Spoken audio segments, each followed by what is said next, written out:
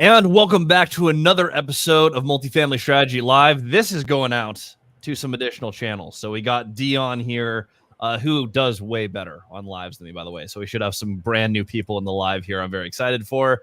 We have Mike, who I don't know if you're sharing your channel or not, Mike, but may or may not be streaming to his channel as well. This is going to be a fun episode. We have an upcoming event, May 3rd and 4th, Northwest Action Summit, co-hosted with Multifamily Strategy. These guys are friends who have spoke at a lot of events with me, some that I hosted, some of, sometimes just other people's events. But this is the best of the Seattle area right here. Both of them have awesome YouTube channels everyone should follow. All of us have different strategies, but Dion, Mike, welcome to the live. Thank you.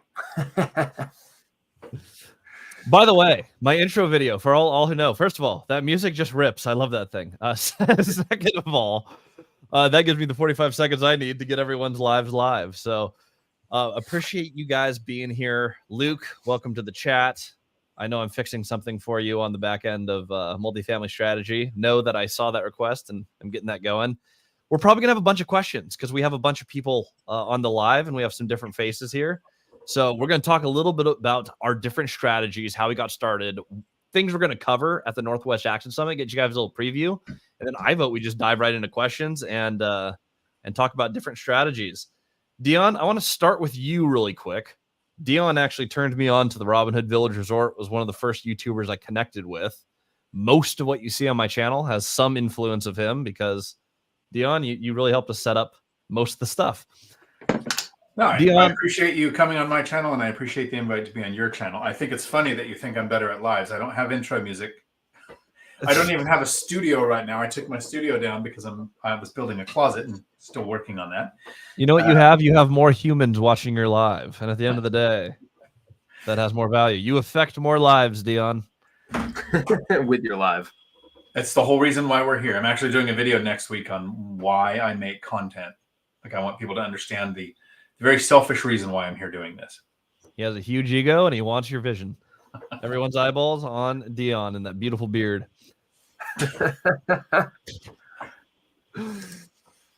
Dion, talk a little bit about your strategy for those not joining from Dion's channel or who haven't seen Dion before. Dion has a different strategy than me. It is probably technically the best strategy. And I have a few arguments for that. But Dion, how did you build your portfolio?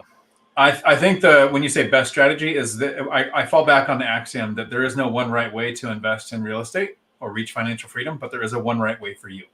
Your way is right for you. You didn't like your W-2. I loved my job. I worked for 4 more years after I reached financial freedom. It didn't work. Didn't need to work. It wasn't until I figured out the math of time, the number 19, the Count of Monte Cristo reason, the 3 mistakes I was making, like all the things that lined up that said, hey, you should not be working. Part of it is I'm lazy. Right. And so investing had to be not easy, but as easy as I could make it, because the more easy I could make it, the more likely I was to follow through. So I was working full time, raising 3 kids as a single parent, working a side hustle to get money to invest. I couldn't invest in a strategy that would take something like I did this last 6 months doing a rehab. I wouldn't have started with that. I would have quit. I would have absolutely never touched another property in my life if I thought this was the way to do it. Now that I'm retired and have the time, I can go, yeah, it was a learning lesson. I didn't like it, but my performing portfolio that makes it to where I never have to work again in my life. It's absolutely worth pursuing. So I bought from the MLS, traditional lending from conventional loans, right? No FHA. I haven't even used my VA loan yet. Save a down payment, buy a property, rinse and repeat every couple of years. It speeds up after a few years because Einstein talks about the compound interest being the 8th wonder of the world. Well, compounding sources of income, I think, is also a wonder of the world. When you have your job, your side hustle, a rental, rent increases, inflation making us rich, and all of those things that happen to where now we start making so much money we can invest faster. And the last 5 years went a little bit faster than the first 5 years. And so I self-manage my rentals. I invest locally. I prefer a high cost of living area. So that's kind of a difference. The best thing I like about our community of investors is none of us are really doing the same thing, but all of us are using things that each of us can take and put into our own strategies. So I invest not in Seattle, but near Seattle. The last thing I would do is own in King County, Washington. I have a small portfolio. I really like to follow Coach Carson, the small and mighty investor. I take right out of his book, right out of one rental at a time. I just wanted to do one rental at a time. And Coach Carson's theory is you don't need a big portfolio to retire. And what I wanted was, I didn't want bragging rights on unit count. I'm not trying to create generational wealth. I actually think that's a mistake. And you can hate me all you want. That's how I feel about it. Yes, my kids will inherit millions on accident, but that's not the goal. And I don't want them thinking that that's what they need to wait for so they don't have to be productive themselves. But I wanted the right amount of cash flow from the least amount of units, which lined up with me being lazy, which lined up with me wanting to add a few more units because 2 hours a month to manage them is worth it for me as a lazy person. When I compare it to the 50 to 60 hours a week I was working my W-2 that I enjoyed, loved the job, but time freedom won out for me. I love that. So you did a strategy with conventional finance over time in your backyard, not King County, but surrounding the surrounding areas that you live in. All local.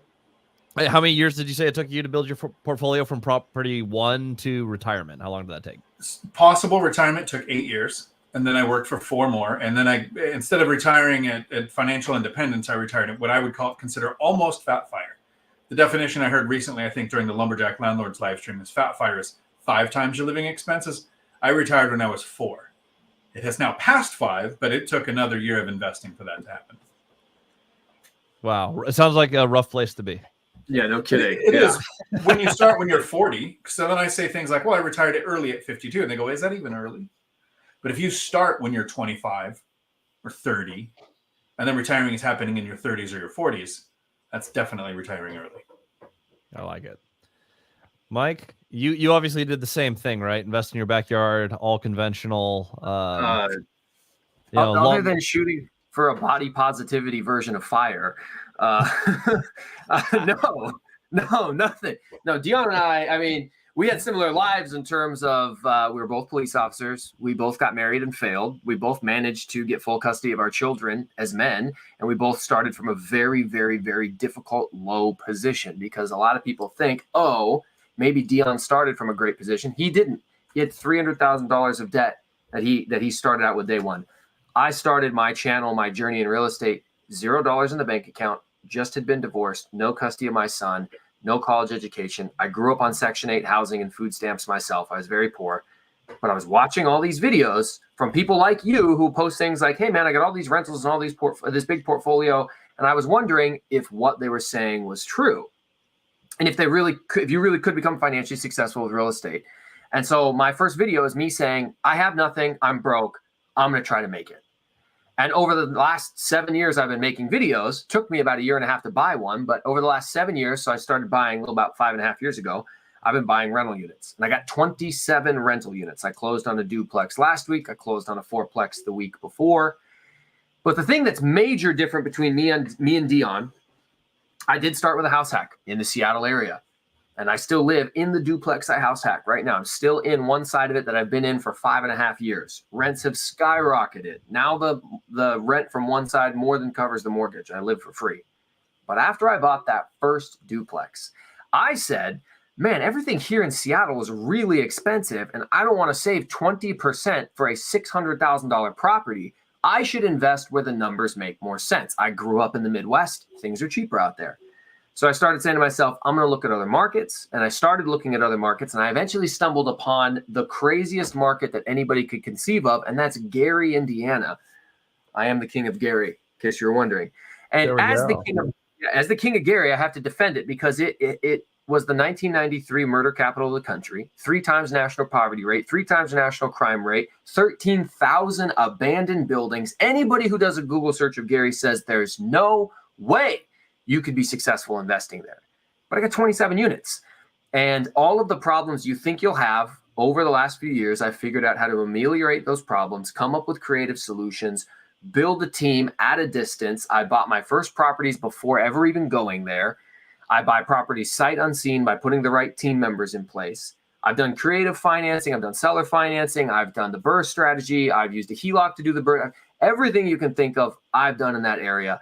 And I'm not retired yet because, as I mentioned earlier, I have a much more body positive version of the FIRE, and I want to get to fat. I want obese FIRE. And so I'm still working towards, well, we just call that standard weight in America FIRE. And that's what I'm working towards. There we go. And yeah, for those watching who don't know my backstory, I started out of college, immediately started a church that devolved into a cult that stole all my money and didn't let me speak for 100 days. So I also started with no money and a bit of a rough launch. That's where my zero started from. From there, went into a sales career, wanted to buy real estate, had no money. Eventually got a career that got me my first 2 duplexes, more or less the Dions strategy. Worked a high enough paying job, saved up, bought a few rentals, and I realized that I hated my job and buying a few rentals at a time was slow for me. So my next deal was a 38plex. I bought seller financed and then bought a whole bunch of other properties. I've partnered, used seller financing, land contracts, option contracts. I have executed a lot of deals in a lot of weird ways, but put together a 200 plus unit portfolio with starting with legitimately no money. There are multiple ways to play the game. I have way more headaches than Dion and probably a lot more headaches than Mike. We have a lot of stuff that happened. Mike, I've had water damage wipe out completely without insurance, more units than you own this year. Yikes. Ouch. Cover something under a builder's insurance if the roof's over 20 years old and the pipe freeze. That combination of things is not covered by any insurance anywhere. Yikes. Yeah, and I'll be sharing on my YouTube channel next week on how I got paid to get out of that deal. So I bought it zero down, and then someone else is paying me to fix it. So maneuvering the pieces appropriately. Real estate is fun, and we love playing the game. We're all going to be talking about our different strategies in the at the actual event and different pieces of how we played the game. I know I'm going to be covering specifically a few different types of creative finance that I think are simple and repeatable, which means basically a bunch of things that are not subject to. Mike, what are you going to be covering at the event? Have you picked exactly what your topic is going to be for this? Yeah, so actually I got asked to cover a couple of things. So one of the things that I was asked to cover by Kurt, he reached out and he said that the event on Friday night, the VIP event, he wanted me to specifically talk about the way that I've used creative financing because I've done it different than you, because creative financing literally incorporates anything that is not traditional financing. So any way you can think of to structure a deal is creative financing. So the opportunities are endless. And so Friday night, I'm going to be talking about that. And then the main event, which is Saturday, I'm going to be talking about what I always talk about, which is how to get started investing at a distance. Most people who live in overpriced coastal markets like California or New York or Florida or Seattle, they say to themselves, I wish I could invest where the numbers make sense. I see these cheap properties in the Midwest. How do I do it? I don't know how, so I'm not going to figure it out because I don't want to get taken advantage of. And I don't blame you because you don't want to lose your money. But what I cover in most of when Dion and I present, or when I presented in the past at some of your events, is why don't we talk about the actual things you can do to overcome the hurdles and obstacles that are keeping you from seriously taking a market in the Midwest more seriously so that you could actually invest where the numbers make sense. And I help people get over that hump. Love it. Dion, what's your core focus of this event? Apparently, I'm going to read through some emails and texts and see if Kurt also sent me things he would like me to cover, because I think I'm in the same chat as Mike. I usually start with a couple of questions. Is there anybody here who hasn't heard of the binder strategy? Right. That's like, I want to make sure that gets covered everywhere I go, because that's information that helps tenants and landlords. So I want to get that out there. I usually talk about the processes that make owning real estate easier, because real estate investing is time consuming. It's not passive. It takes a lot of time. It takes a lot of effort. Real estate ownership can be passive. And here's the checklist that I go through to make sure it's as passive as possible, which made me more likely to add units to my portfolio.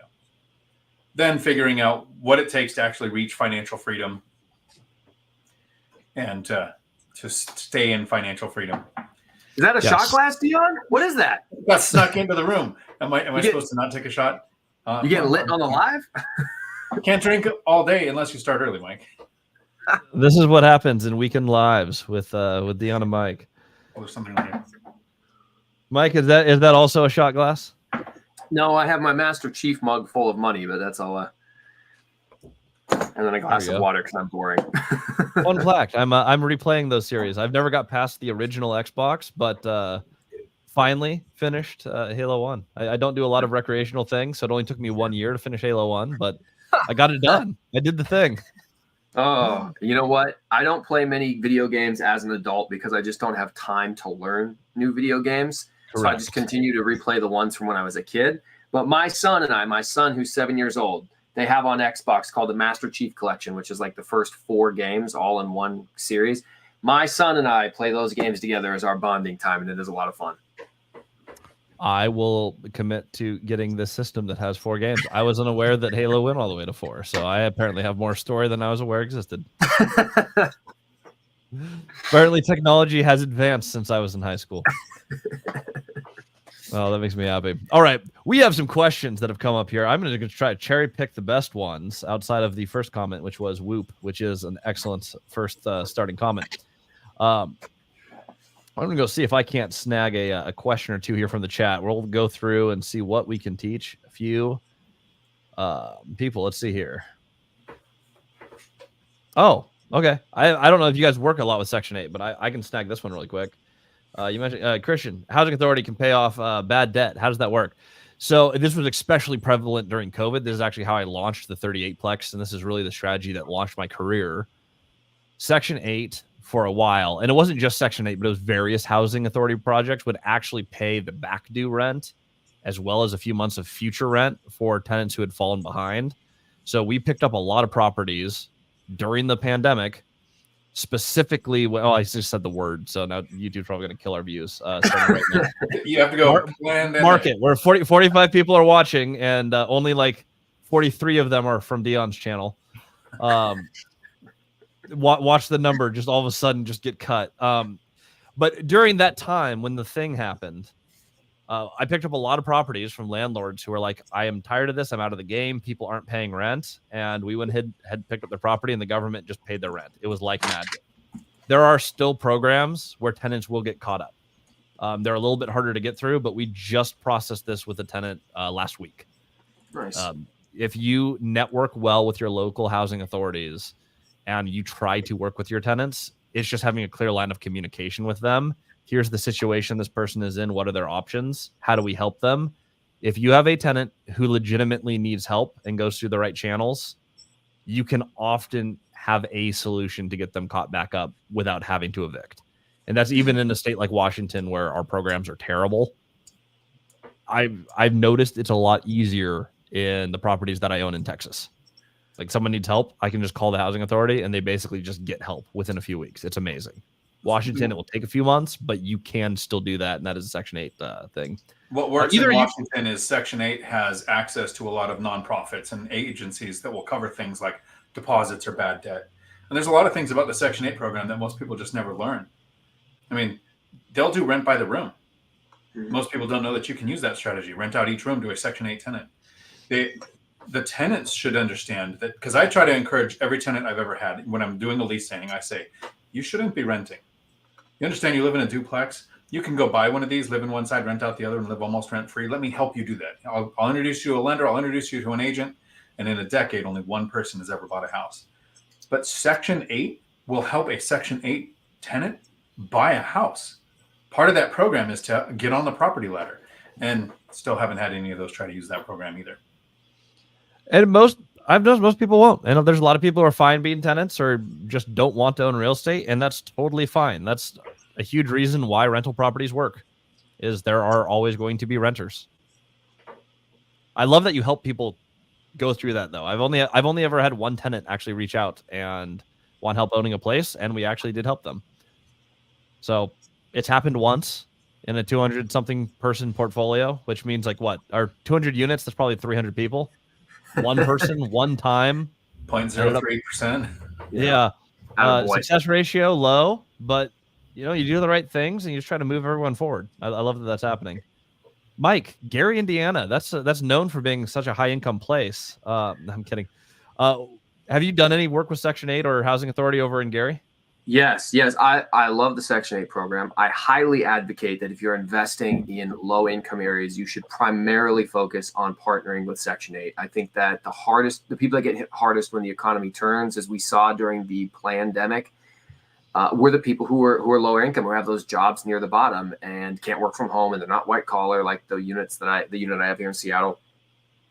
And so if you partner with Section 8, the government always pays. And to Dion's point, they'll rent by the room. They'll also pay you for an entire building. You could have a fourplex. Section 8 will just pay you for the whole building and then put tenants in there one at a time. There's a lot of different opportunities there. One of the interesting stats I share about Gary a lot is that there's 2,700 vouchers for the city of Gary. Only 650 are filled. There's a discrepancy of over 2,000 vouchers for people who want to get housing and cannot find it. And so if you provide that housing, you're going to have guaranteed income from the government. And on that note, I'm going to swap my battery out because my camera's about to die, but I'm not leaving. Don't worry. Okay, Mike, we'll see you again very shortly. In the meantime, from Strider. By the way, Mike, as Millennial Mike on YouTube, Dion is Dion Talk Financial Freedom. Granted, a vast majority of you guys are here from Dion's channel, so according to the stats right now, about 80% of you already know that. Which is weird because your channel's blowing up.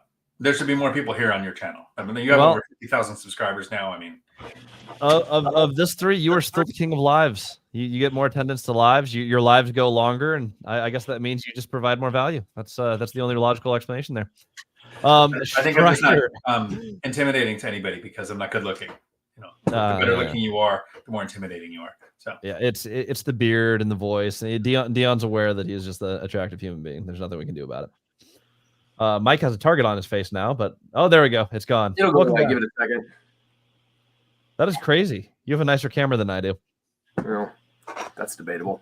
No, mine will track me if I give it the signal. It will start tracking my face or zoom in. I can communicate with sign language to my camera, which is actually kind of fun.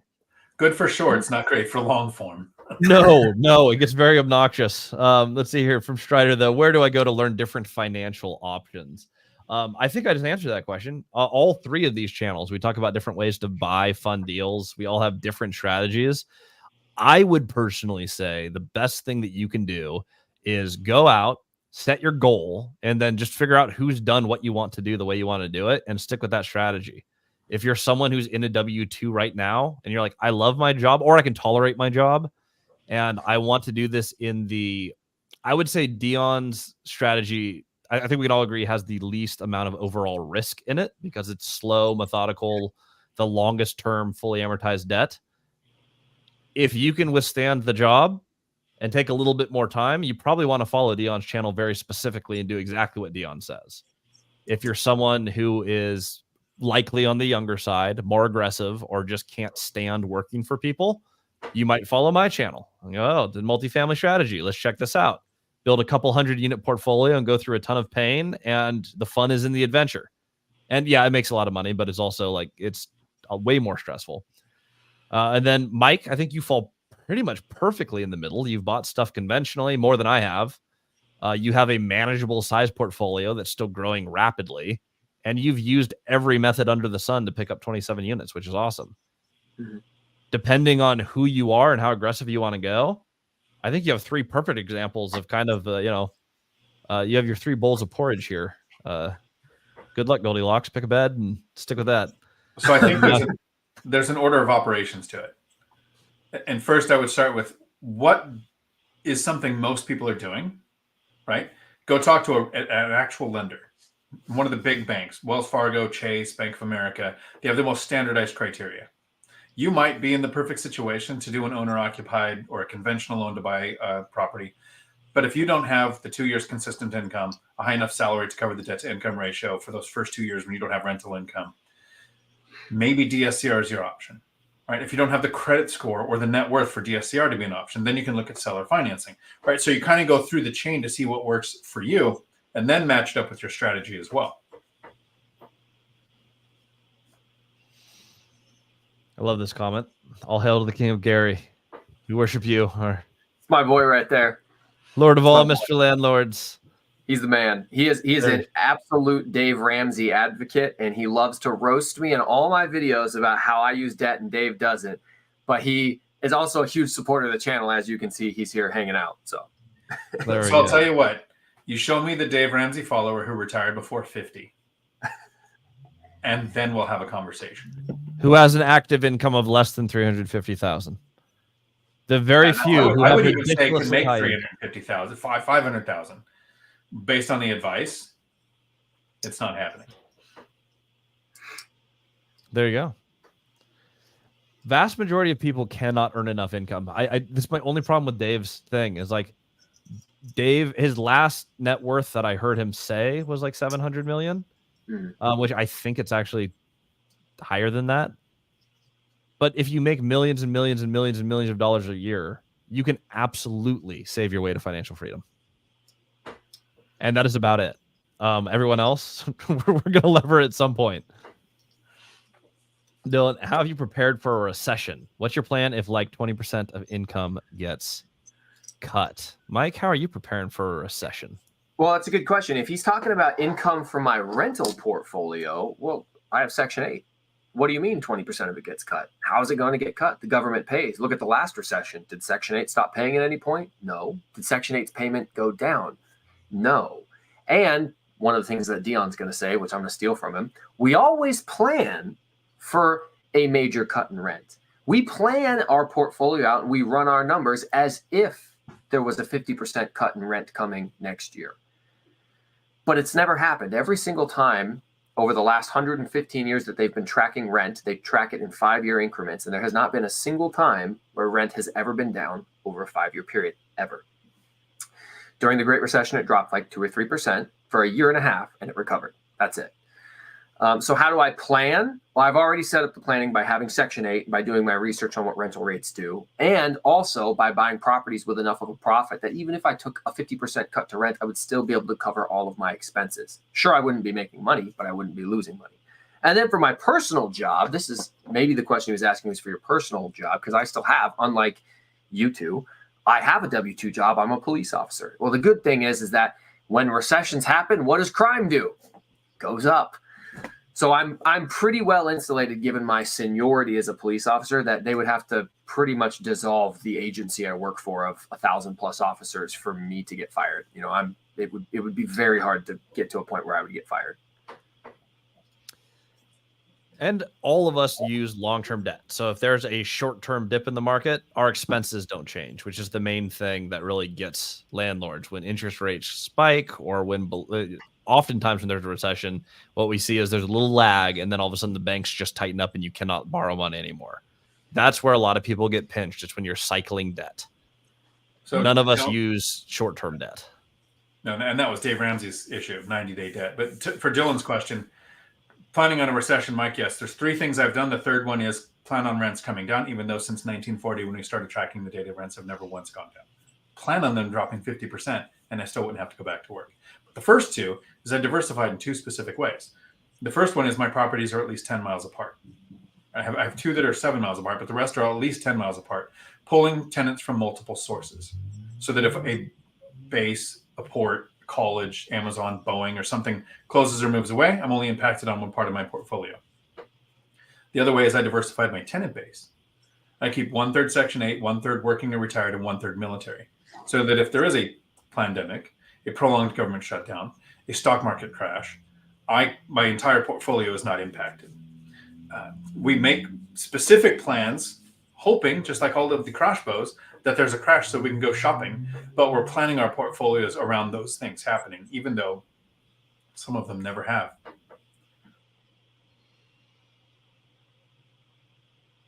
Mike, you have a good point here. Yeah, Dylan. For those who don't have Dylan in their lives often, Dylan will ask the questions. Dylan, by the way, is 18. So, Dylan, learning all of the questions early. I will personally fly out there and slap you if you don't buy something, because you are spending the time on your education and learning it. I appreciate the contribution enough so that we'll do one more Dylan question and then we'll move on to some other people. I do like this one. What does your guys' time management look like for family, life, real estate? This, I know for a fact this looks different for all 3 of us. Dion, what does it look like for you with your family? You guys both mentioned you have full custody of kids, and all of us have families who are different ages or different individuals. But Dion, So currently my kids are over 18, so I did like every parent should and said, happy birthday. Here's a restraining order. But up to the age of 18, I house act. I worked a job, and I played World of Warcraft as a side hustle to sell things online so that I could, like Mike does, play with his kid for their bonding time. I played online games with my kids for that time together. Always had full custody, spent a lot of time with my kids. I invested in a way that was, like I said, it's time consuming, but as passive as possible. Right? I wasn't out driving for dollars. I wasn't filling out mailers. I wasn't doing all of the creative strategies. I was talk to an agent once, have them set up auto searches, and for the next 3 or 4 years, I look at the searches that come in 15 minutes a day. And just, everything was done as easily as possible when it came to the time constraint. So for the most part, my kids didn't know that I was investing because it didn't take up a lot of time. They usually didn't know I had a job because, like Mike is doing right now, I work nights. They'd go to bed, I'd go to work, they'd get up and go to school, I'd come home and sleep, I'd wake up when they got home from school. Mm-hmm. Yeah. Mike, what does your schedule look like? How do you manage real estate, SWAT, having a kid? I mean, you have a lot going on. So I'm a single father with full custody of my son. I am the sole parent. The other parent's not in the picture at all. Haven't seen her in years. Police officer, SWAT officer, which means I'm subject to being called out in the middle of the night. I've been on SWAT for over 5 years. Full-time real estate investor as well. I spend a lot of time learning and buying and working my real estate. I have a YouTube channel that I am dedicated to uploading pretty consistently on. I work out a lot because, given the nature of my job, it's very important to be in good physical fitness. And so people ask me this all the time, how do you do it all? And I always jokingly just say, I don't believe in sleep. It's against my religion. That's where I sacrifice. And of course I do sleep, but I sleep 4 or 5 hours a night. For Dylan specifically, Dylan, you're 18 years old. You don't need work-life balance. Work-life balance is something that your wife's going to say to you in 12 years when you're married to make you spend more time at home. Right now, you're a superpower. You're superhuman at 18 years old. You can run through anything. You can live life off bad decisions and caffeine, man. You heal like Wolverine. You can stay up for 24 hours in a row, sleep for 3 minutes, wake back up and do another 24 hours. Right now is your time to have 3 jobs and still live with mom and dad. Save every single penny of money that you have. Dump it into the account. It's going to be titled the Don't Let Christian Slap Me account. That's the account where all the money is going into. And over the next 2 years, while you're working these 3 jobs, you're just going to save and save and save and save and save. And then you're going to go and buy your first property. Or while you're saving that money, you're going to do what Caleb did and just make 1,000 phone calls while you're on your second 24-hour binge in a row. Make those 1,000 phone calls until you get the deal. You do not need work-life balance. You're at the perfect age to do nothing but crush it for the next 5 years. And if you do that for 5 years, I promise you, bro, you'll be so much further ahead than any of us doing this live right now. Yep. For me, I have 200 rentals. I own the property management company. I am the CEO position for multifamily strategy, which has the education. So I'm coaching multiple times a week, 3 times a week, 3 hours a week, and a ton of time goes into the planning of those. I film for YouTube almost daily.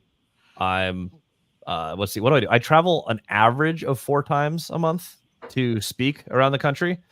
And I have a couple of other companies that I also run. So I'm the CEO of like four entities, and then I run a lot of the on-site for renovations. I have a Mike policy of there's no reason why I would not be working right now. So I cut sleep. If there's work to be done, we just get it done.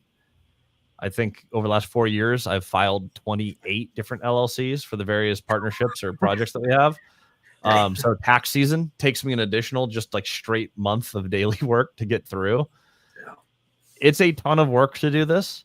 If you want to go faster than everyone else, I have found you just outwork everyone. And if you happen to be the age of like Mike or I, who are a little bit on the younger end, we have, in my opinion, the squishiest competition that we have seen in this country in a very, very, very long time. And if you want to just steamroll everyone else who wants to be financially free by posting videos 3 times a day on Instagram and not doing anything, you will absolutely dominate your competition by being the only one putting in the activity.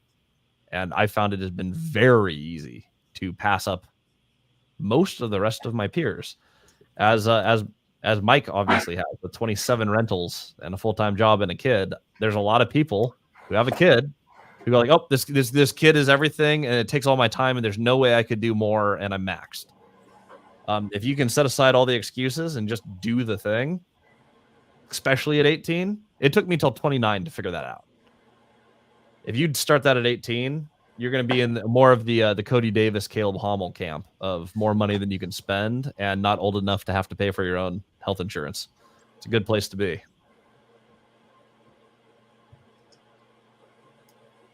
Go-to tenant screening software. I go through AppFolio. Dion, what do you use? My brain. For a while, I was using apartments.com, right? Because all I want is a platform that's going to run their credit and give me an eviction history. Other than that, I'm not looking at anything. I'll verify work just to see if I can catch them in a lie.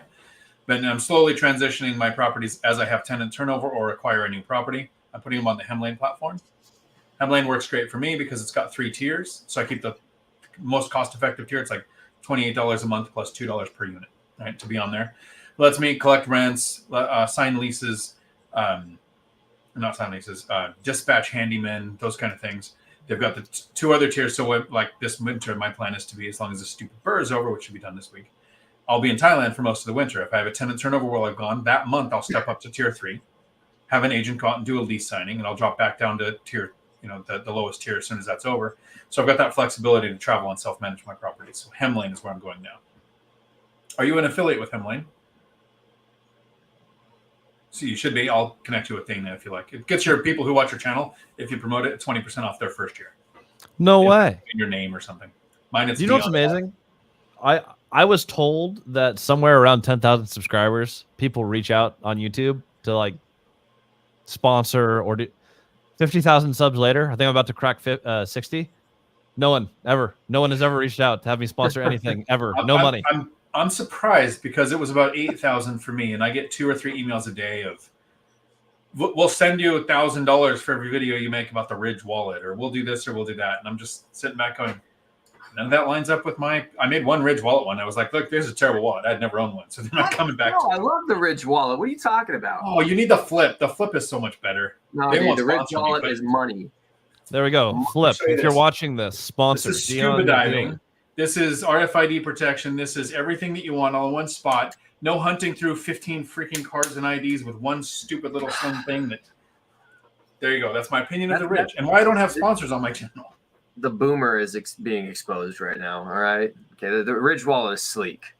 I just want the satisfaction of declining the sponsorships. I don't get that. Everyone. I'll feel like I made it when I get to say no to a sponsorship, but there's no one to say no to. Everyone's like, okay, you're garbage. We hate you.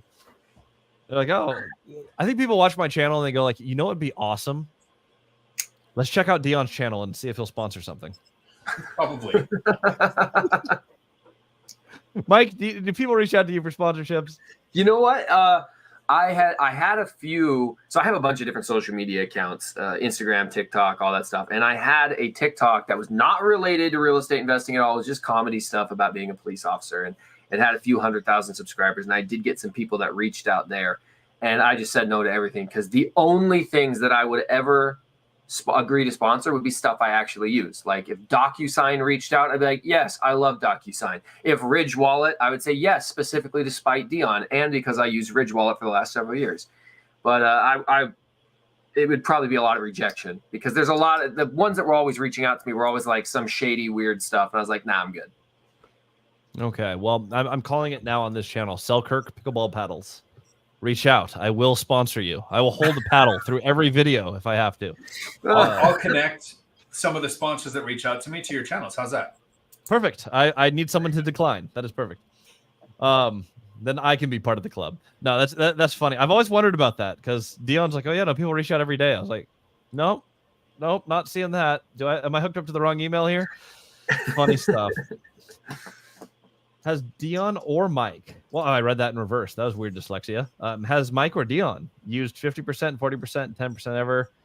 Is the bank part mostly found from DSCR lenders. So I guess just in general, let's just talk about the debt products that you most typically use. Dion, when you're closing a property, what is your go-to product? I like conventional loans. I've made some offers on 50-40-10s because you have to find the right seller. You have to find somebody who has enough equity where they can carry the 40% and they're not trying to have a capital gains hit. None of my offers stuck, right? They ended up going conventional for whatever reason. It's a great option. I would check out Velocity Mortgage. He talks on Zuber's channel often about his 50-40-10 option that they have. That's Stephen Dow. But I like, you just go to a bank and you just say, I have the down payment. Here's my criteria. This is the house I'm buying. Super simple. I was too lazy to develop any of those other strategies. I think what I've found is almost everybody who's trying to use creative is saying, and I don't mean to offend anybody, but they're saying, I can't save a down payment. That's the problem. And so if you can't save a down payment, it's not like you automatically start learning how to save when you had more money. So I think the best thing on your first couple of deals, like the three of us did on that first house hack, you save a down payment, use a conventional loan, you figure out, okay, this is what it's like to have a tenant in the other unit or whatever. And you go, okay, now I've got my legs under me. I kind of understand real estate. Now let me look at the strategy that works for me.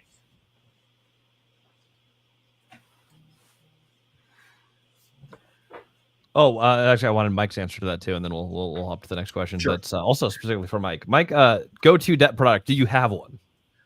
So everything that I do is aiming for a 30-year fixed rate debt at the end. That's where I want the product to end at. And you can get 30-year fixed rate debt on up to 8 units with Convoy Home Loans and Velocity Mortgage. You can get that type of 30-year fixed rate debt on larger properties. So I have bought owner-occupied 30-year fixed rate debt. I've done the BRRRR strategy into 30-year fixed rate debt.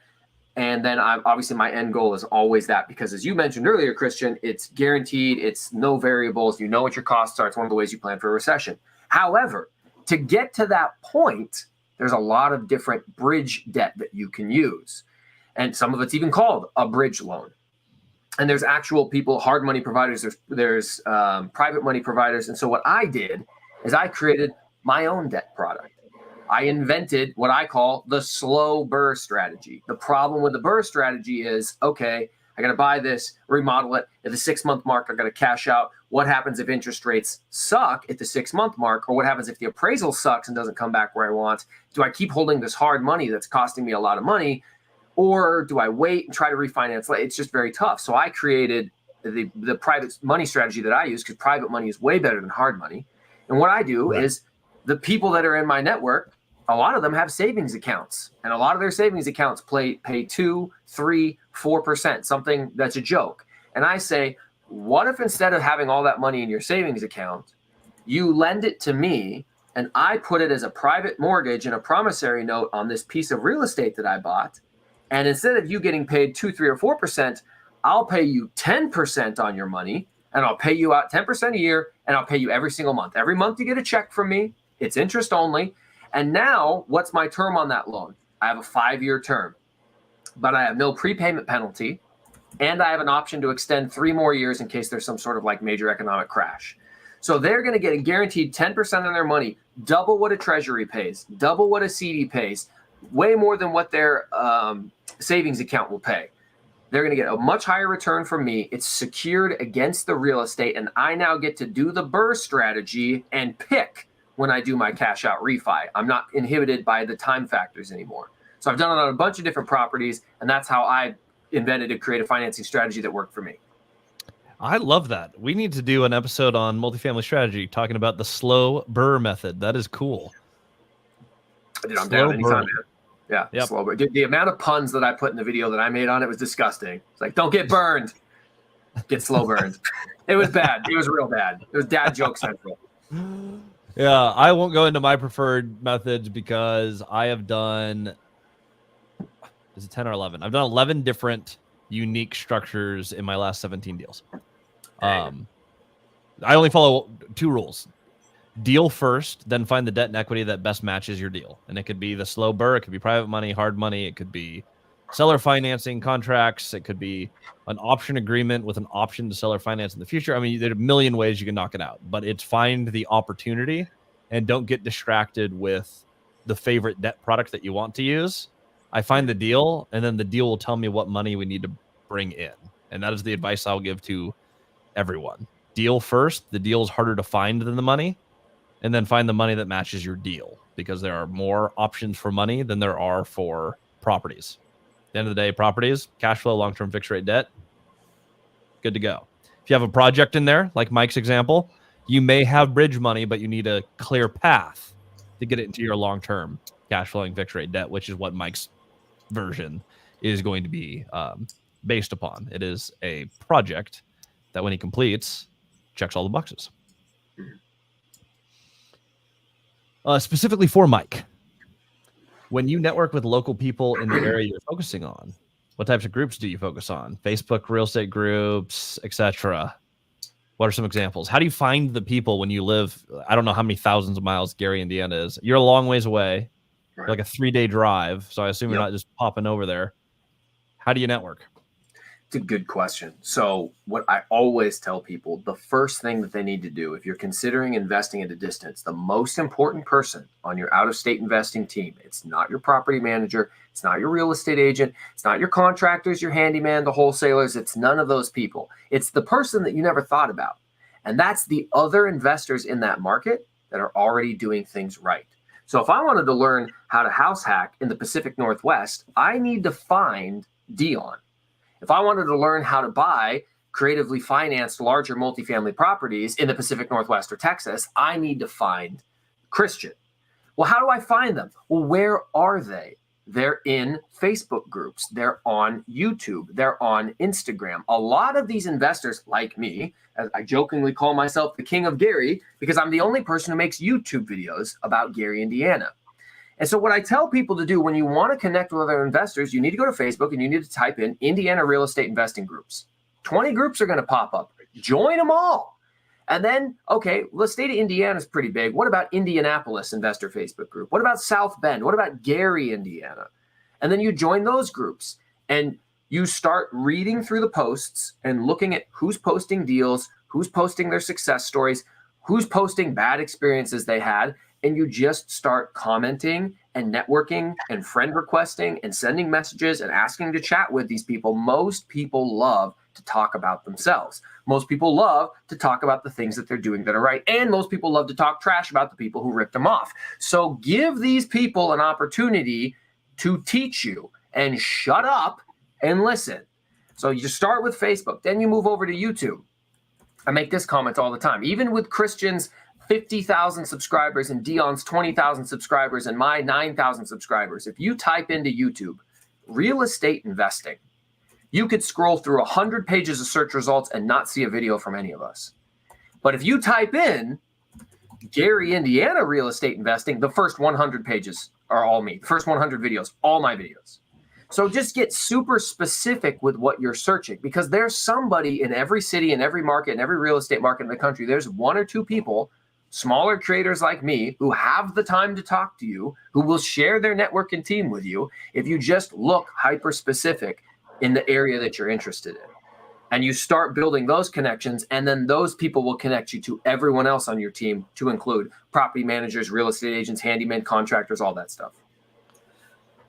Yeah, two things on that really quick. Yep, go, Dion. So the first thing is I have a nephew in California, and he just started a handyman business, right? It's challenging in California to do that, but he's got everything in place to do that. And I gave him the exact same advice. I said, you want to find investors that are looking for handyman work? Go on Facebook, join the local groups, network with the people, and you get as specific as you can to the area that you're at. And you'll find groups of people, because every time I've gone to a real estate meetup with investors, everyone goes, who's the handyman here? What plumber do you use? What electrician is on your list? And the second thing is, if you do something like start a YouTube channel or put content out on Instagram to let people know what you're doing so that people will bring you deals, be very careful with the videos that you make. Because Mike, if somebody looks up investing in Gary, Indiana, or investing at a distance, Millennial Mike pops up. If multifamily comes up, the multifamily strategies comes up, right? Do me a favor, goof off, open another tab on your computer and type in $89,000 in bad debt. That's how you find me. Didn't think that through in the first year of making YouTube content, but hey, here we are. Winning. That's funny.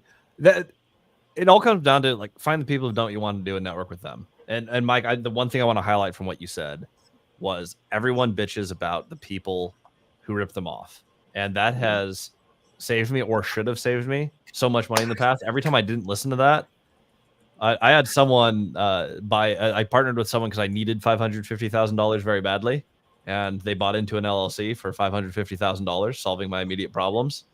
I had an investor who I trusted call me and say, just so you know, if you do this, you're partnering with the devil. And I was like, acceptable, need this. It was very, very, very rough. Still think it was probably the right decision, but because I did in fact need the money, and that was the path of least resistance. But it was exactly as awful as advertised. When you get to know who not to work with, that is, I would argue, probably more valuable than who to work with. The people who will rip you off cost a lot of money, and you usually have to do the work twice. When it comes to contractors, vendors, property managers, lawyers, that piece of the game, worth its weight in gold.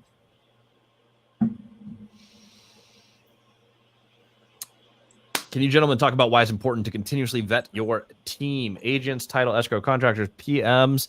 I'm fairly confident, unless Dion's done more of this than I'm aware of. I think I've fired massively more people than Dion and Mike. I have fired a lot of people in my companies or in other roles. I am all about building a team. Here's my belief. If you want to compete at an A level, so you want to have a championship level team, you need to have A players, which means if I have B players on my team, they get cut. And if that sounds brutal, it is. It is the level that I personally want to play at. So for me, I cycle through CPAs often until I found the right one who Matt, the lumberjack landlord, turned me on to and changed my universe. I finally got an A player in that slot. But for me, I will keep moving forward. So you put whoever you can get in the position. Like, first of all, like, don't let this stop you from moving forward, because too many people do that. They wait to build their team forever because they read it in a book, and that you don't have to do that. Buy real estate.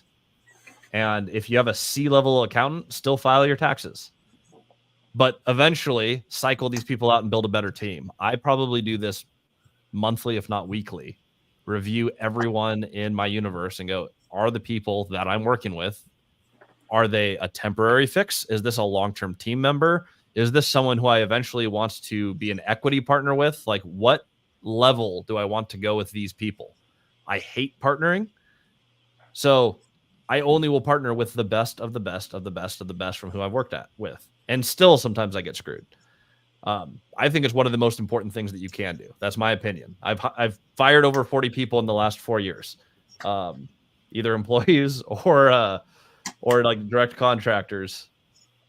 I've done a lot of editing my team, and I think it is probably the least talked about, biggest piece of the little bit of success that I have in real estate is doing that.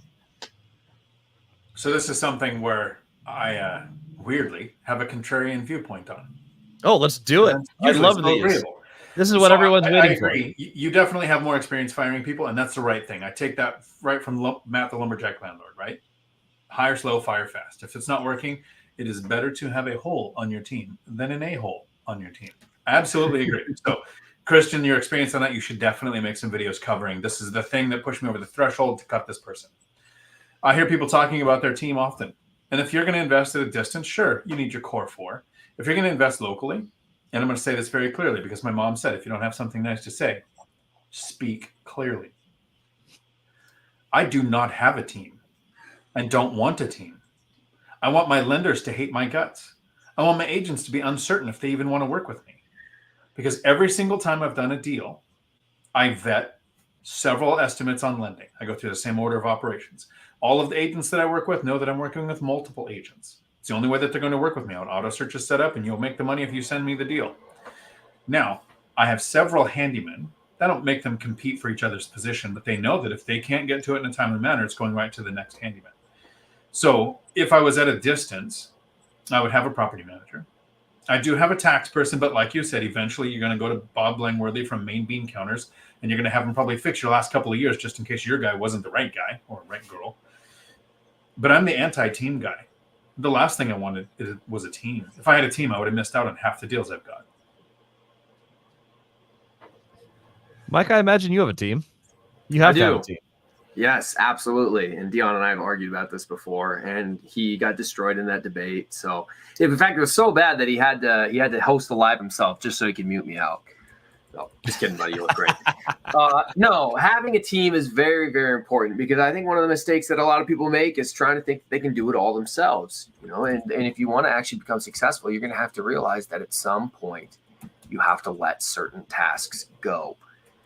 Very few people can do everything themselves. Even people like the lumberjack landlord who manages 137 of his own rental units. Well, he doesn't do all the repairs. He has a team that does the repairs. He has contractors and handyman, and he's got real estate agents that show the properties. Him and his wife used to show the properties themselves, but they got way too many. They can't go do open houses and listings. They hire people for that.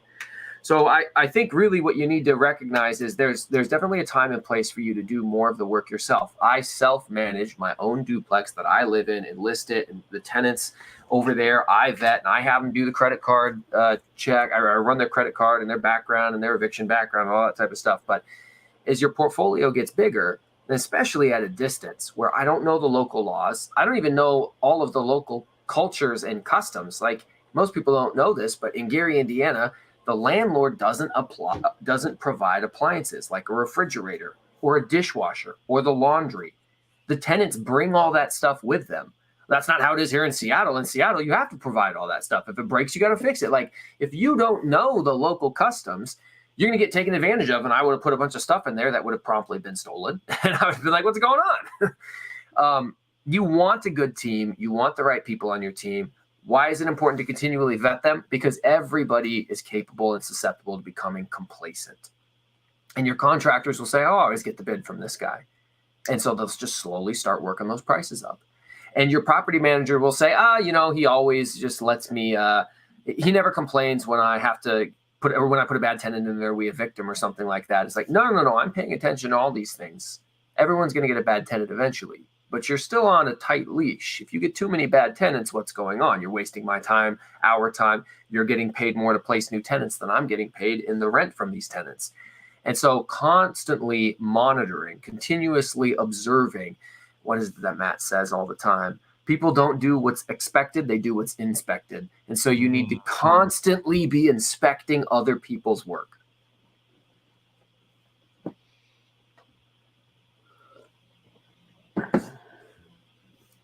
There's a good one. This is just, I'm going to expand the question a little bit, but this is someone in Washington State, like we all, where we all live.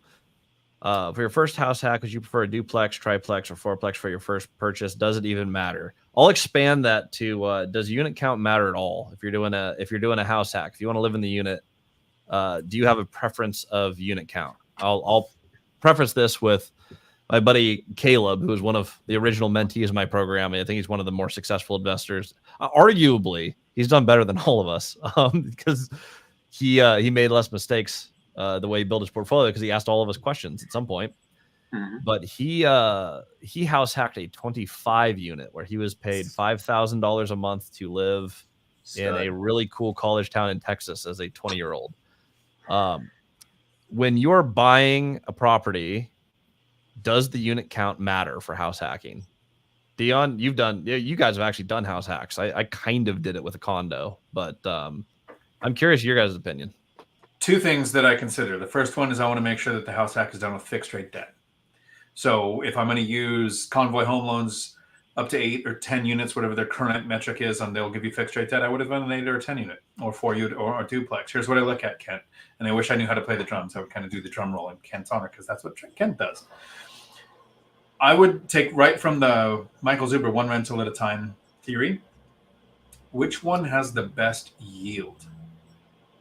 Right. So, and then I put a comment there. I would look at, over the last couple of years, I kept saying, I've got a bunch of money in the bank. It's a terrible problem to have. I'd like to buy a fourplex. I'd like to put 25% down on a fourplex. Want it to be my next property. So I was hunting for fourplex. It's making offers and hunting. And then a duplex popped up that was a better deal. It had the best deal that I found that had the right yield I was looking for. So that's the one I went for. So Kent, when you're starting, I would have a search set up for, if you're looking at fixed rate debt, what loan product are you using? And I understand you're using conventional loan because right now they have 5% down on up to 5 units. if you do go DSCR, asset-based, or one of those ones that go up to 8 to 10 units, it might be a little bit higher down payment. Doesn't mean you can't do it. It means you might just have to consider your situation when you're looking. Have your searches set up for duplex, triplex, fourplex in that area that you want to house hack, and whichever, or house with ADU. Don't forget that metric. That's a often missed asset class that home buyers don't want because they don't want tenants, and investors often miss it because they do what I just did and say small multifamily, duplex, triplex, fourplex in their search, and they miss ADU, DADU, JADU, accessory dwelling unit, auxiliary dwelling unit, granny flat, mother-in-law house, all the ways that the listing agent might put out 2 units on one property. And then as you're hunting, what's the best deal that slaps you in the face that you just know you shouldn't pass up? That's the one I'd go for. How about you, Mike? What are your thoughts on house hack? Does unit count matter for the house hack? So yeah, that's kind of an interesting question. And I don't even know how I feel about it 100%. I certainly think that there is a vanity aspect of people talking about their unit count. Sometimes you'll see these videos of these influencers online like, oh yeah, I got 250 units and I got 800 units and I got 1,000 units. And it's like, well, maybe you own 1 or 2% of a larger syndication that owns that. And you just get, you get to feel good about yourself when you go flex at your local real estate meetup and you say that. But is it really true? Probably not. So some of that is a vanity metric, and you really shouldn't be too concerned about unit count. You should probably care more about cash flow, like money talks. What do you bring in terms of dollars at the end of the month? That does a lot more than units. However, when it comes to doing your house hack, what I have noticed through all my years of looking at deals is that the house hack is the best because you're getting rent to assist you with your mortgage. But for whatever reason, triplexes typically are just a little bit better than duplexes, and fourplexes are just usually a little bit better than triplexes. Is there a situation where the yield, as Dion mentioned, on a duplex could be better than the yield on a fourplex? Sure. That maybe you're getting one at a better deal or better financing versus sure. In which case, go with a better yield. But I've found that as a general trend, typically the increase in cost to go from duplex to triplex is a lower increase in cost versus the amount of rent that you get from going from duplex to triplex. And again, from triplex to fourplex, you just get more rent. And then you also mitigate the cost of what happens if your tenant moves out. Well, if you got 4 people, well, you're in one of the units. So if you have 3 people in a fourplex and somebody moves out, you still have 2 people paying rent ideally. And so personally, I would try Kent, and Kent's a good dude. I've met him many times now.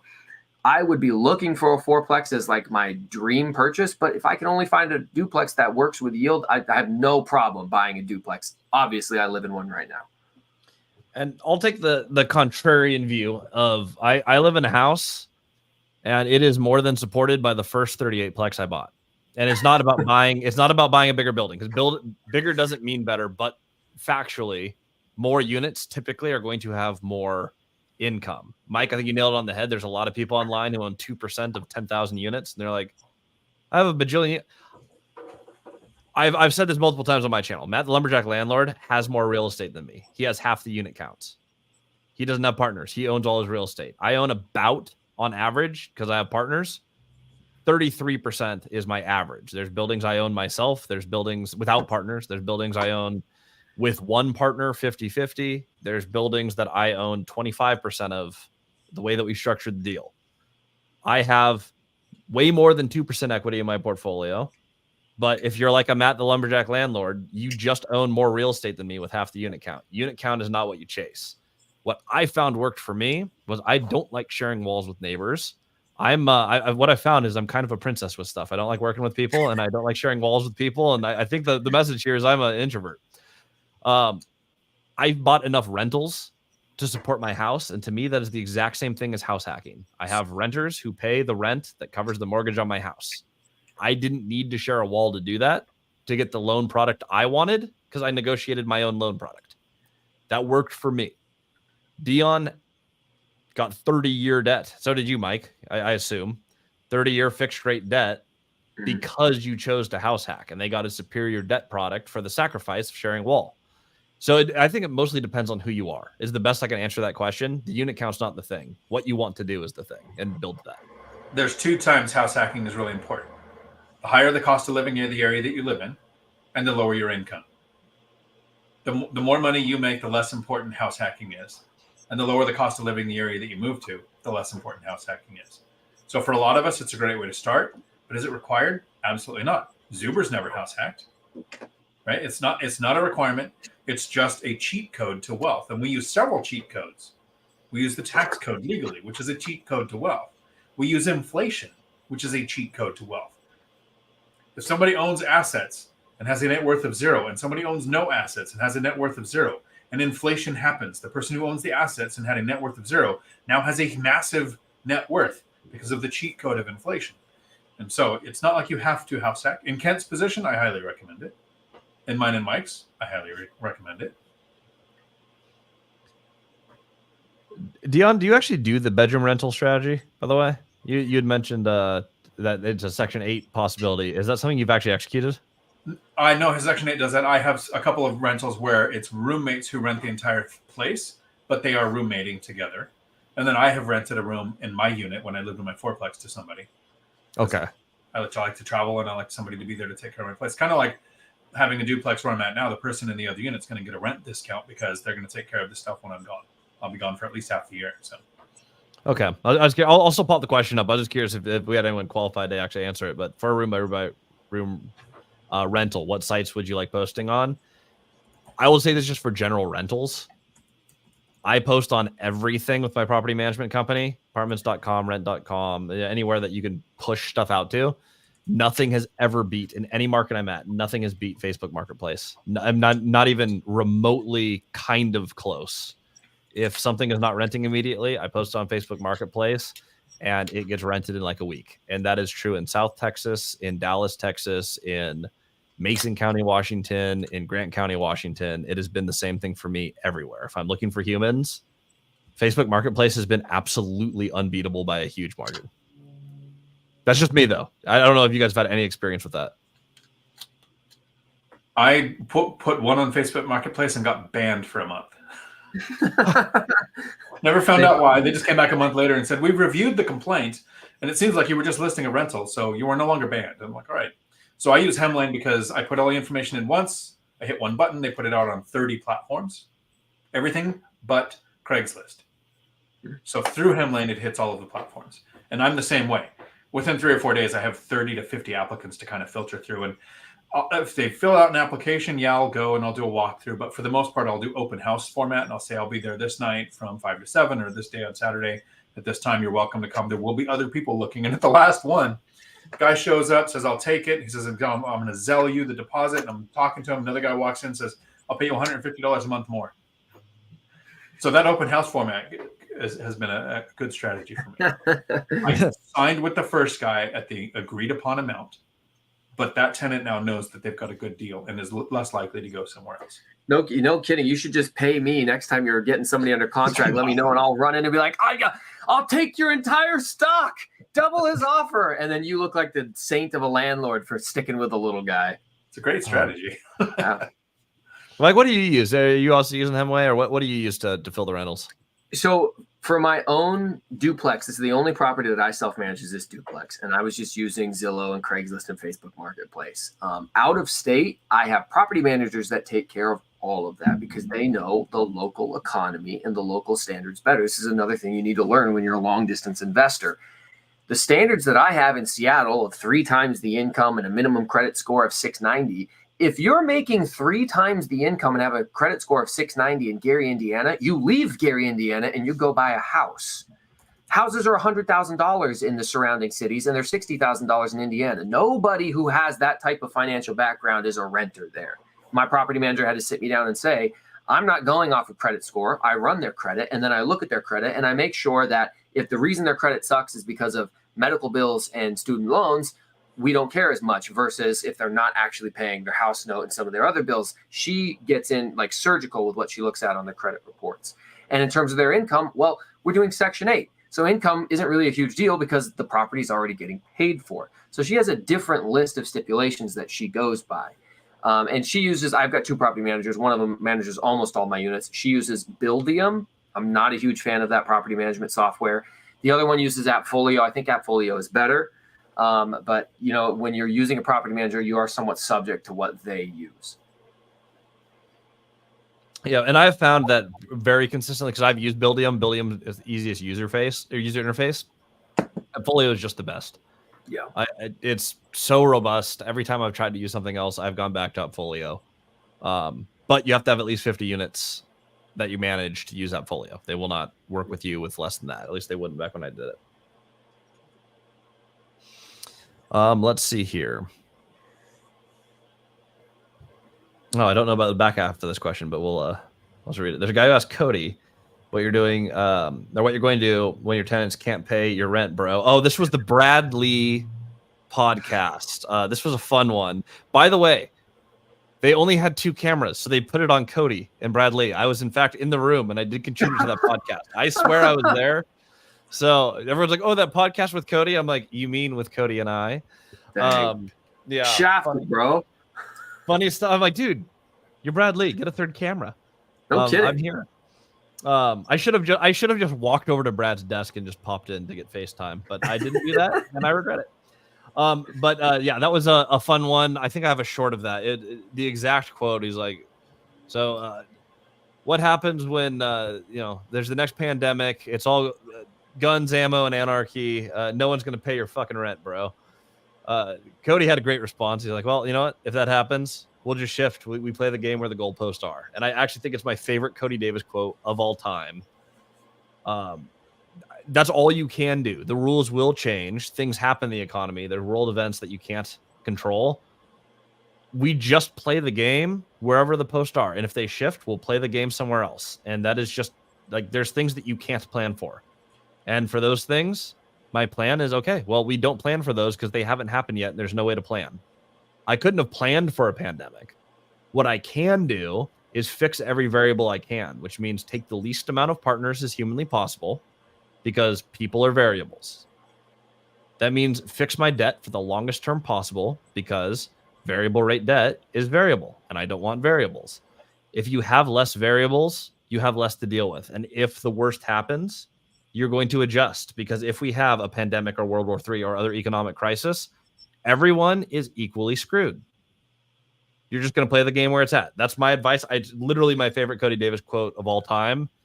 And I loved that it was a high pressure interview and Brad was grilling him and his response was just ice cold.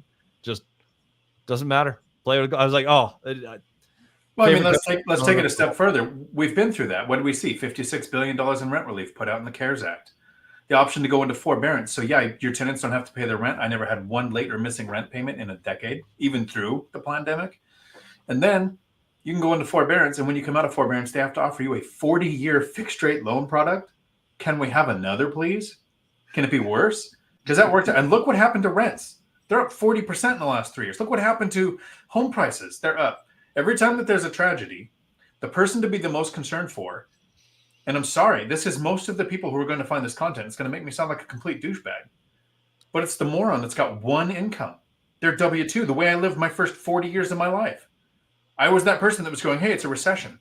I got laid off from law enforcement. What am I going to do? Nobody's hiring. Every law enforcement agency in the state was like, there's no revenue, so we're cutting positions. So if you don't have something else to fall back on, versus, yes, we talked about this earlier in the video. Mike's got Section 8. They're going to pay. I have Section 8. I have military. I have people that are working or retired. I might have a part of my portfolio impacted. I've planned my budgeting around rents dropping 50%. So we are actually planning our investing around the next big event. The person working that doesn't have assets is counting on nothing bad ever happening. We're planning on it.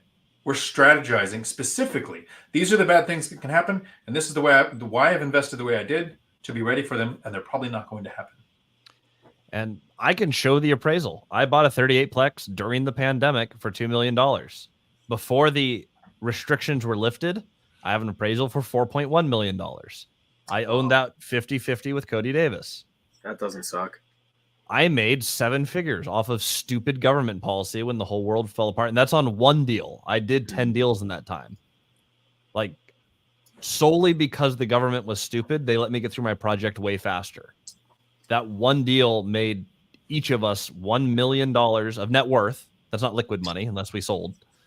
That is just appraised value. But we added $1 million to our balance sheet because the government helped us get our income up. and those assets are valued on the income approach. We took rents from $5,000 a month for 38 units, that was total collections, to $29,500 a month. Those opportunities exist in adversity. That's what my dad told me growing up. That was his only investing strategy. He was like, hey, look, in adversity, there's opportunity. And I'm like, I don't know what that means, but that sounds like something that will play a role in my life later. When people stop playing and everyone else pauses and says, hey, stuff's hard right now, all that means to me is a deal is still a deal and cash flow is still cash flow, but there are less players playing. There are more moves available. And I look forward to the next crisis economically, not for everyone personally, but like usually when bad stuff happens, the people who own the stuff make money. That is just typically what happens. And by typically, I can think of exactly 0 exceptions to that ever. Last year when we went to the event, the one that we're doing this live stream for, that yes. Pacific Northwest Action Summit, last year, Christian and Cody and I had a conversation, and we talked about how the government is the reverse of a casino, because in a casino, the house always wins, right? Well, the government is the house, but they always lose. And why do they always lose? Because they make the same choice for every problem. They pretend and extend, they inflate the money away, and they bail out and they blame other people. And so you get to walk into a casino where the house always loses. All you have to do is play any game you want, buy a piece of real estate, and when any problem happens, whether it's economic, whether we enter a world war, whatever it is, the government's going to do the same thing, pretend and extend. They're going to inflate the currency, and they're going to bail out and blame. And your real assets will go up in value.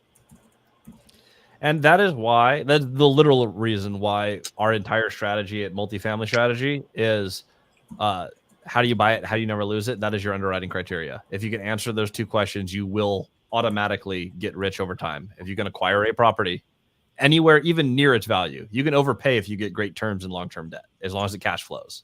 If you get paid to wait and you can wait a long period of time, you will always make money. There has never been in human history any exception to that. Outside of isolated markets like Detroit, where the values just went way down and the auto industry died, minus extremely isolated things, that holds true everywhere for all time. Michael, what components make a deal good? Oh, it is actually an interesting question. I have thoughts. Dion, what makes a deal good for you? So this is very important that you have a mental commercial when you meet somebody and they say, what are you looking for? You should be able to spit out. A good deal in my area is I've learned the area average yield, and a deal will beat that. So in your area, if average deal gets you 4 or 5%, you're looking for a 7 or 8. Mine, it's 7 or 8, so I'm looking for 10s. So what yield beats area average? Then it is it at least 10 miles from my other properties? Is it close to several economic drivers, so I have sources of tenants? Are there physical aspects of the property that help me limit tenant turnover, like enough parking, washer dryer hookups inside each unit, 2 bedrooms and a garage, because more space means more stuff, less likely to move? Is it pet friendly?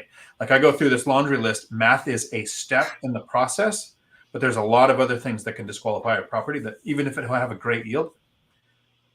In Tacoma, Washington, I know of a couple properties right now that have a 15 to 20% cash on cash return on McKinley Avenue. Even Michelle Meyer in the middle of a 1031 backed out of a deal there that would have had a great yield. But you have so much tenant turnover and you feel like a horrible person sending a property manager to collect your rent because there's a 50-50 chance they get robbed on their way to do it. So math isn't very important, but know your criteria so that when you're looking at properties, what we do during my members only live streams, which I'm doing tomorrow after the live stream, Tuesday. There's a members only live stream at 6:00 where we're going to open up emails with listing agents, auto searches. We're going to go into a deal and we're going to go through all the mental process of what would it look like to be a good deal, break down how the math works, and then we look at the physical aspects of the property and the area to determine if it's a property we keep looking at. And it takes 45 minutes to look at a deal and go through the mental process, but it takes 30 seconds to actually look at the deal and make all of the decisions we do in that 45-minute course. So I think that people need to realize being a real estate investor is how how do I phrase this properly? Look at yourself as if you're an athlete, okay? And when you first started playing sports, whatever it was, you sucked. And over time, you get better. You're developing skills over time. So if we look at a basketball player, if we look at a elementary kids playing basketball, what will we consider a good game for them versus what will we consider a high schooler, a college player, and then an NBA player? What you may think of as a good deal today is going to change over time based on the skill set that you have. For a lot of people just starting out, your skill as an investor is very low. And I think there's this misconception, especially when you hear people who've been doing it for a very long time. There's this misconception that I should be able to do a deal, my first deal, that's on par or equivalent with what this skilled, experienced, 10 years and 200 deals under the belt investor is doing. I think that's the wrong way to look at it. Is it possible for Caleb Hummel to come out there and get a seller finance property? Yeah, it's possible. And that was a great deal. But I think for a lot of people out there, what you need to recognize is that your version of a good deal or a great deal is going to be different than mine. Because as I have gotten better as an investor, I've added more and more requirements to my deals. Initially, I was just looking for single family houses that were turnkey properties that were going to make me $250 a month in cash flow from day one and average around a 15% cash on cash return. Where I'm at right now is I'm looking to 2 to 4 unit buildings that are 18 to 22% cash on cash return. They're going to make me like $700 to $800 of cash flow a month. And I'm trying to incorporate the BRRRR strategy so that every single dollar I put into that property, I can double or triple. All of this skill was built over several years of investing. So what a good deal is for me today is completely different than what it was in the past because I've gotten better. But that doesn't mean that you still couldn't go out there and find a turnkey duplex that makes you a couple $100 a month, that has a lower percentage return than what I have, but still better than treasury bonds. And that couldn't be your first deal. And then every deal after number one needs to get slightly better along the way. And for me, a good deal is a deal that you can keep, which means you get paid to own it and you can hold it forever. The best metric I found for that, if you're a metrics person, I think there's a lot of garbage acronyms out there for a lot of them are for syndicators to sell their deals. The thing that I have found that matters is debt service coverage ratio, because that is the money after your net operating income that you have left to service your debt. And that is what a bank's primarily going to look at to finance your deal. So if you can get a debt service coverage ratio of 1.5 or greater, which means that you save 50% of your mortgage every month after all expenses, including paying the mortgage, you likely have a good cash flowing deal. If that is a long-term debt product and you have a DSCR of 1.5 or greater, I would consider you to be in a fantastic place. Now, for those who don't know, Mike Zuber will be our keynote speaker for the event. Mark Zuber may be his brother here. I'm not sure, but there's a question for Dion. Dion, did you learn most of your knowledge from Mr. Mike Zuber?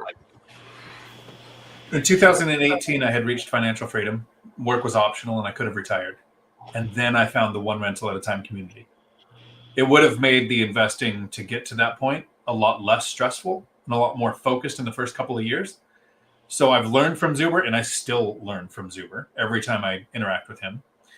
But I had reached financial freedom and then found him. And he has improved my processes a lot since then too. So I still watch his content. I'm excited for him coming up there. I got to meet him. Again, Mike and I met him in Fresno at his event. Then we met him in Vegas. And so we get to see him again at the Northwest Action Summit on May 3rd and 4th. Looking forward to that. And he's bringing his wife, Olivia. She's awesome. Awesome. I haven't actually had a chance to meet her yet, so I'm excited to meet her there too. Another reason to come to the event, everyone, May 3rd and 4th in Vancouver, Washington. Hotel is ridiculous. The food last year was really good, so I assume it only gets better. I'm not involved on the catering team.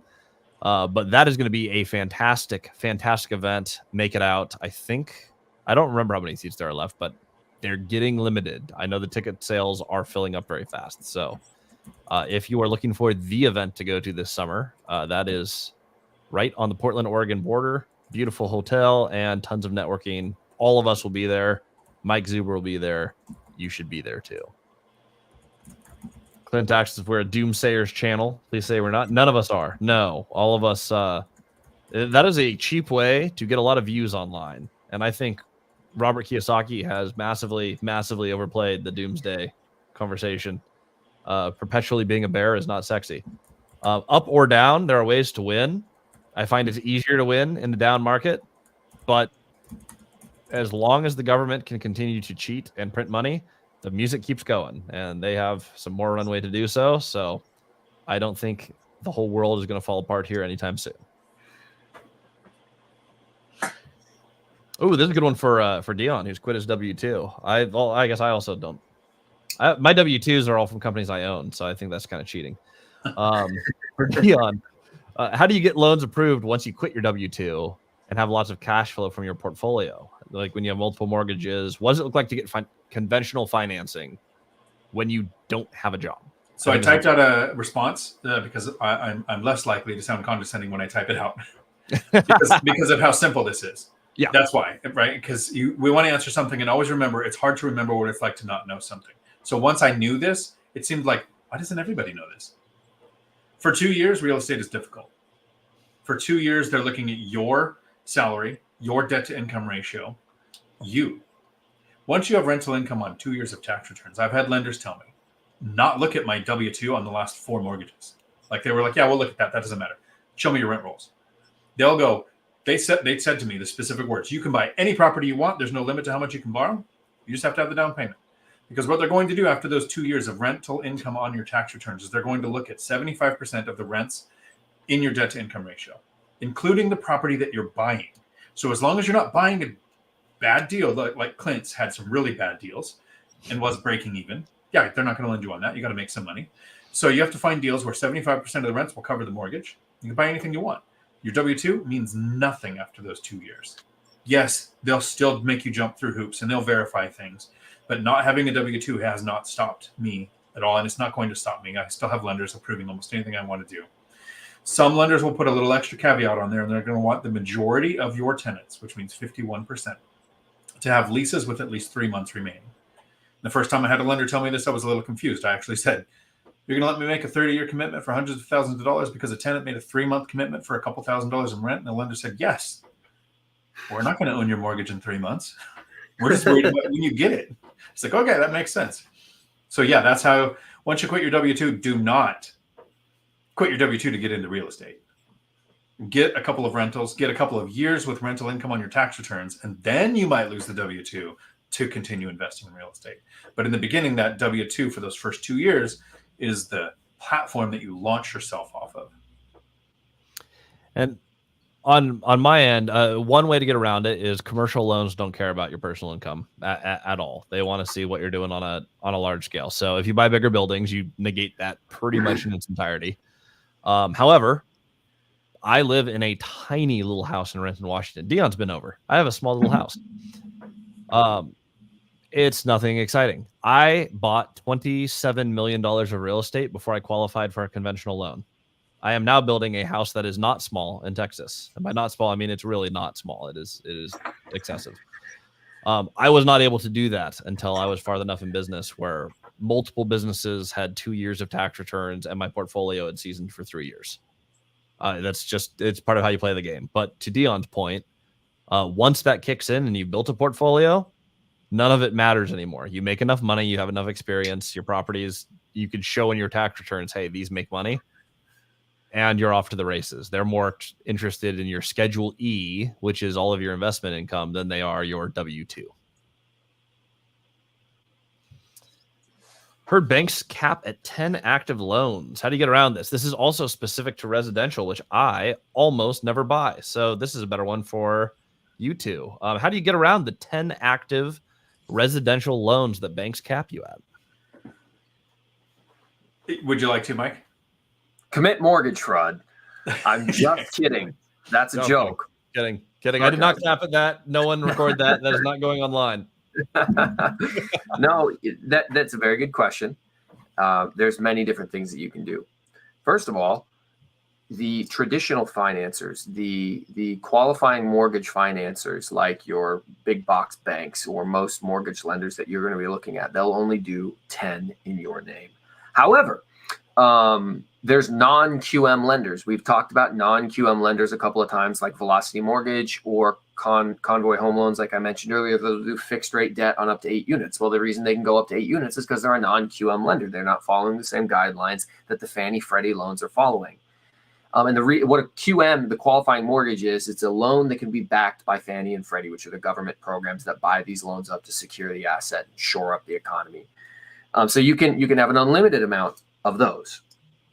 And then what I chose to do long before I hit my 10 loan cap, and this is what I would encourage you to do, is you need to start learning about seller financing and creative financing, because they're significantly better ways to finance a real estate deal than 20% down with whatever the interest rates of the day happen to be. And if the prices versus interest rates suck to give you a terrible payment, you got to hope that the seller's reasonable. Sneak peek, they're not. It's much better. Yeah, they're not. They're delusional, bro. It's much better if you just start working and learning creative finance and seller financing as quickly as possible. And like I mentioned earlier, with my goal, my end goal being to get it to 30-year fixed rate debt. If I can buy it creatively, and once I own it and put some private money on it creatively, and then I can force some equity into it, and now I create the deal that makes sense for the 30-year product. Because if I just go to the MLS and hope someone's going to give me something that makes sense, sorry, it's not 2013, 14, 15, 16, when everything made sense coming out of the Great Recession. Now you got a bunch of delusional homeowners that want top dollar for a non-repaired property that's not turnkey with interest rates that suck. That's not a winning strategy. Get creative. God, so, I love that. Yeah, and then I know like a good channel to follow if you want to know the. I'm imagining we all agree. Matt Hawkins, Lumberjack Landlord, is probably the most experienced with banks of all of us. He's written his own loan products. He has conventional loans on way more than 10 properties. There are so many different ways to play the game. If that is like the main thing you want to learn, he is the one in our friend group who is the one to check out. Lumberjack Landlord. He's recently retired as well. He's joined the retired club. So he has time to answer all the questions. So he goes live. He went live this morning, didn't he? Mm-hmm. He goes live every Sunday. That is he's the best one to ask specific bank questions for. He's helped me navigate some stuff I didn't know was possible. And actually, that's usually my go-to. If I don't know something, it's ask Matt. He's way too. My question for Shiva, with the four-armed warrior here, is: I heard banks cap at 10 active loans. Those are conventional loans. There's no limit to how many times you can house hack. Right? You have to stay in a house for a year, so it's limited by time on how many you can do. My question always when somebody asks a question like that is, how many mortgages do you currently have? When I had 3 mortgages, I was thinking, wow, 10 is a limit. I get to 6 mortgages and I'll probably never have another one. I make over a couple $100,000 a year in profit with 8 properties, right? So what is your goal? To have 50 mortgages on 50 properties? Yeah, you're going to get into DSCR, asset-based commercial, seller financing. But if you're just starting right now, have you talked to a lender and found out what your options are? It might be conventional is the best bet. You might learn the skills and do creative financing, but have you tapped out of all of the resources that exist for everyone already? Ninja suggests it's time for a mentorship giveaway. I subscribe to the old. I used to work for CoStar Group. Andy Florence. No discounts ever. They devalue your product. If value's there's no discounts. Ninja Vanish is famous on my channel for actually giving away memberships. He's probably at 10 to 20 that he's given away. That's incredible. It is, and because then they come to the membership meetings where we do that. Because I want to do this on YouTube, but it would absolutely kill my channel. Yeah. We open up an email from an agent and we look at the deals, and then we go through 45 minutes of what does the deal look like. Imagine if you found that on YouTube. A group of people all jumped on Zoom together, but they're just looking at emails. It'd be super boring for YouTube. But the members know twice a month, we're going to go in here. We're going to literally get to hear all of these investors think of what would they look at a property to learn the skill to use that in your market. So I appreciate each one of those that you've given away, Ninja Vanish. You're awesome. One idea that I had that is on it's on the kind of it's the free the free stuff idea is, how fun would it be to take, because we do a deal deep dive thing in my mentorship every week. We go over deals. Mike actually helped us this week on people going over deals. Mike, we got fantastic feedback from that, by the way. Oh, good. I'm glad. I got like too many texts from people being like, bring that guy back. So nice.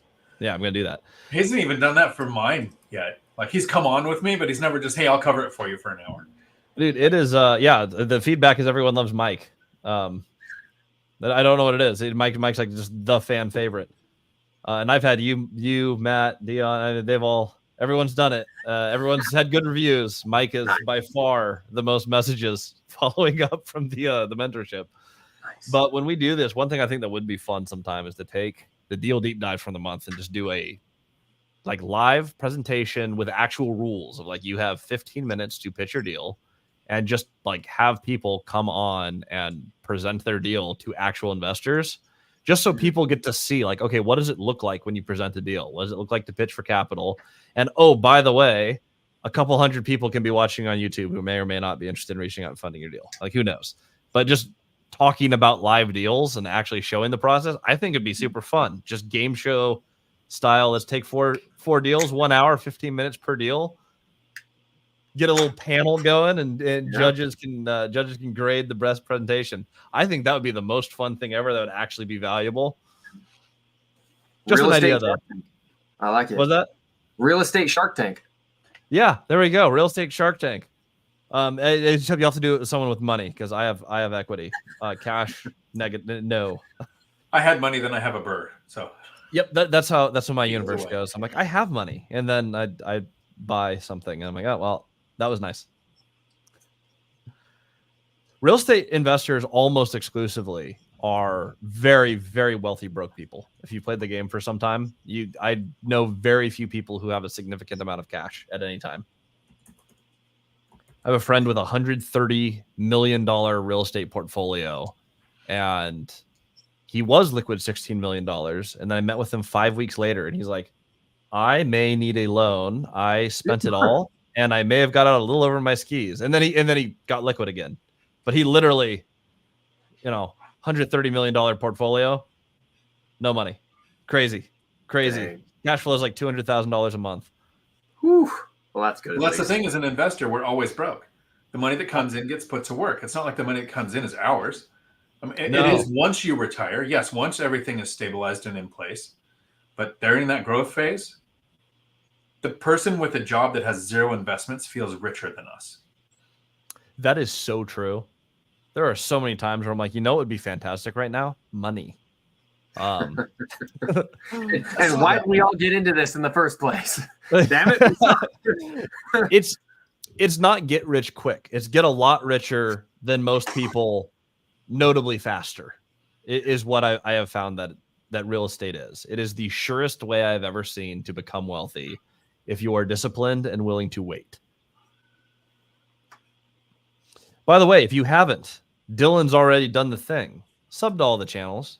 We all have totally different methods. We talk about different things. Mike's gone live a total of like 9 times, but he has great YouTube videos. So Mike has great comment. Dion's like the king of us going live, the undisputed champion. Right now we have 80 people watching. 66 are from Dion's channel. I mean, if that tells you anything, Dion brings the people. But all of these channels, we talk a lot about real estate, and these are all people who I would endorse. Mike is fantastic. Dion's fantastic. A lot of my start, I took so many things from Dion getting started. It's incredible investor, and he invests completely different than me, which is awesome. I'm seeing if there's any other good questions here. I'm actually catching up. I'm actually somewhere near the bottom. Any book you'd recommend to learn creative financing options? You know what's crazy? No. Cody has this book. One of my business partners, he has a book called Deals on Wheels by Lonnie Scruggs that he always recommends, and it's out of print, and it costs like $300 now. I think it might be more. I don't think I want to spend $300 on a book. That's just me. I think YouTube University has more on creative finance than any book I've ever seen. And I think creative finance is so subjective. There's just so much to it. Well, that was my camera decided to zoom right as I said that. Like, it's an epic moment. There's so much to creative finance. I would just find the people who are doing the creative deals you want to do. Ask them questions, get to know them. If they have a mentorship, join the mentorship, follow their YouTube channels. And I'm not just saying follow mine. There's multiple strategies. There's a lot of different people playing the game. Find the pace and the strategy of your investing that matches what you want to do, and just do that. What I would avoid doing is getting 15 books on it and joining 3 mentorships and following 25 YouTube channels, because you're going to end up learning a whole bunch and doing nothing. So when it comes to creative finance, almost every deal is unique, Christian, even the ones you've done, right? Yep. In order to get the best that you can be at creative finance, you need to learn communication skills, more so than any book on creative finance. I would study NLP, salesmanship, anything that can make you a better communicator, because it comes down to the art of negotiation. I mean, Never Split the Difference, those kind of books. And the more content you take in, once you have that ability to communicate to somebody, to make your mind resonate with theirs so the communication goes better, then add the skills of how does creative finance work? Because now that I know how to get people to at least see my point of view and feel heard, now I can show them the thing we want to do. This is why I disagree on Dion on the team building things. Dion, you already have all the skills of how to make the people do the things that they need to do. But I don't want it. It's almost a superpower. It's almost a superpower. I've got 2. It's almost a superpower. If your goal is growth, yeah, absolutely, right? The lumberjack landlord, he's above the 10 loans in his name. You absolutely need that team. I think you do need that team. But if your goal is the right amount of cash flow from the least amount of units, financial freedom in a decade, or make work optional because you're super lazy, I don't want a team. I think, to Dion's point, the best books you can read, Never Split the Difference. Chris Voss, you mentioned that one. Phenomenal. Jordan Belfort, Straight Line Selling. He's Wolf of Wall Street guy. Phenomenal book. It must be consumed in audiobook, because he talks a bunch about tonality, and reading about tonality I found was absolutely worthless. Listening to him use the tonality while reading the book, that changed the way that my pitches land. But if you can learn those and get a yes, like if you know how to get a yes and actually listen and negotiate, you can negotiate anything. That's probably the most valuable skill. The next most valuable thing you need to be able to do, you need to spend the time to learn how to underwrite a deal. In creative finance, you get what you negotiate. You can negotiate something stupid and screw yourself over. Like, someone says yes to something you negotiate and you don't know what you're doing. Congratulations. You have an obligation or a debt that you did not structure correctly. So I would learn everything that I could on how to underwrite and how to have salesmanship. And if you have those 2 skills, realistically, that's 99% of what you need. You're basically there if you can do those 2 things. Mike, anything you recommend for creative finance? You've done a good deal of creative. I agree with you that when it comes to creative financing, there's really no books out there that I can think of. I prefer YouTube channels. I prefer listening to people talking about a real deal, and listening to them explain how they creatively finance their deal will then inspire you to ways to how you can make it work in your market with your projects, with your properties. And so this real estate investing gambit really is like a cafeteria or a buffet, and you guys are walking up, picking out what you like out of each one of our presentations. And there's people you may resonate with more, or a certain phrase that someone uses to articulate what their thoughts are. But at the end of the day, Christian's right and Dion's both right when they say that just the power of learning to communicate is incredibly valuable. So many people, when they start to talk, fill their sentences with and we were all like that at one point. It's nothing to be ashamed of. We all grew up filling sentences or filling speeches with those filler words that make us sound less professional. And to be able to articulate for a minute or 2 on end and keep multiple different points going at the exact same time, all running in the back of your head, is a practiced skill. And you can practice it and get better at it. And I would encourage you, I was actually talking about this with my brother Joseph last night, who's 23 or 22, because he was asking me about how I can speak like this after watching me talk for like 20 minutes on end and never slip up. And I said, dude, everywhere I drive, if I'm not listening to a podcast, or if I'm not listening to something, dude, this might be weird.